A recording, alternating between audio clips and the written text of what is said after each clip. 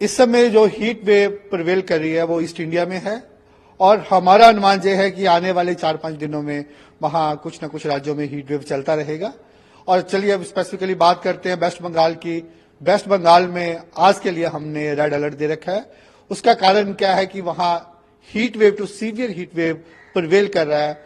Main जो temperature सामान्य से है, कुछ हिस्सों में 6.5 डिग्री से भी ज्यादा है और कुछ हिस्सों में 4.5 डिग्री में, तो उसके लिए आज हमने रेड अलर्ट दे रखा है। इसके साथ ही वहां पे वार्म नाइट भी है, टेम्परेचर्स भी जो मिनिमम टेम्परेचर भी हैं वो भी सामान्य से ज्यादा है।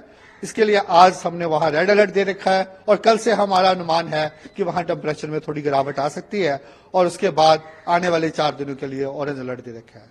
अगर हम उड़ीसा की बात करें, उड़ीसा के लिए भी हमने आज और कल के लिए ऑरेंज अलर्ट दे रखा है और उसके बाद हमारा अनुमान है कि टेम्परेचर में वहां थोड़ी गिरावट आ सकती है और उसके बाद डे 5 मीन 2 दिनों का ब्रेक के बाद फिर वहां पे हीट वेव कंडीशन दोबारा से उड़ीसा में आ सकती है। और अगर बिहार की बात करें तो बिहार में आने वाले 5 दिनों में हीट वेव कंडीशंस प्रिवेल करने का अनुमान है और इसके लिए हमने 5 दिन ही ऑरेंज अलर्ट दे रखा है। उसका कारण ये है कि वहां हीट वेव भी है, उसके साथ जो मिनिमम टेम्परेचर्स हैं, मीन रात और सुबह के टेम्परेचर हैं, वो भी सामान्य से ज्यादा है और झारखंड में भी थोड़ा पॉसिबिलिटी है हीट वेव का। और अगर आप साउथ पेनिनसुलर इंडिया की बात करें, वहां ऐसा हीट वेव सिनेरियो तो नहीं है, लेकिन वहां पे हमारा जो वार्निंग है हॉट एंड ह्यूमिड का है।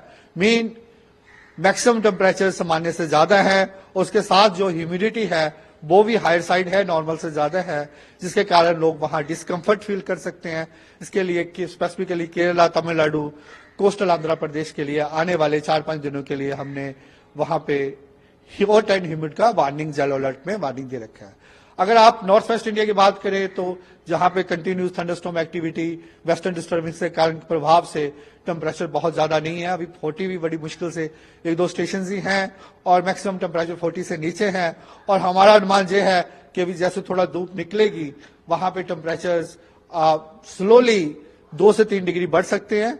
ऐसा अगर नॉर्थ वेस्ट इंडिया में कहीं पे भी हीट वेव प्रिवेल होने की कोई उम्मीद नहीं आने वाले 4-5 दिनों में।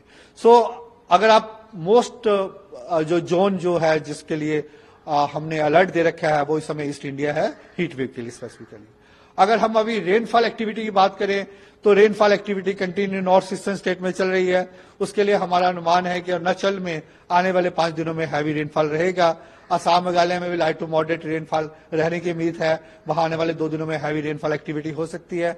इसके साथ ही वेस्टर्न हिमालय रीजन में भी वेस्टर्न डिस्टर्बेंस कंटिन्यूज अफेक्ट कर रहे हैं, उसके कारण लाइट मॉडरेट रेनफॉल एक्टिविटी हमारा जहां पे भी वेस्टर्न हिमालय रीजन में भी आने वाले दिनों में थोड़ा बहुत होता रहेगा। इसके अलावा अगर आप साउथ पेनिनसुलर की बात करें, वहां पे भी ड्यू टू विंड डिसकंटिन्यूटी या ट्रफ के कारण वहां पे भी लाइट रेनफॉल, थंडरस्टॉर्म एक्टिविटी होने की उम्मीद है। अगर दिल्ली की बात करें तो किस तरह का टेम्परेचर है आने वाले दिनों में, क्योंकि गर्मी बढ़ती जा रही है? देखिए, अगर दिल्ली की एनसीआर की बात करें, हमारा अनुमान यह है कि अभी आने वाले 2-3 दिनों में टेम्परेचर 38 डिग्री के पास ही रहने का अनुमान है। इसके बाद 1-2 डिग्री स्लोली बढ़ सकते हैं और इसके साथ कल हल्का फुल्का जो कहीं पे लाइट रेन ड्रिजल होने का भी पॉसिबिलिटी है।